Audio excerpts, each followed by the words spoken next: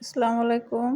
আজকে রান্না করব খিচুড়ি। আমি চাল ডাল একসাথে ধুয়ে নিছি। ধুইয়া সব মশলা একসাথে দিছি। পরিমাণ মতো তেল সব দিয়ে একসাথে ভালোভাবে মাখিয়ে নিলাম। একটু টমেটো দিলাম। খুব ভালোভাবে মাখাতে হবে।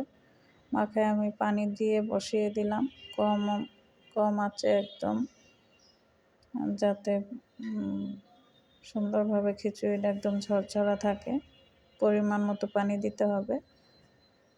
আসলে রান্নাটা তো খুব সহজ হওয়া উচিত না? যেকোনো রান্না সহজ করে করলে একজনে দেখলেও পারে।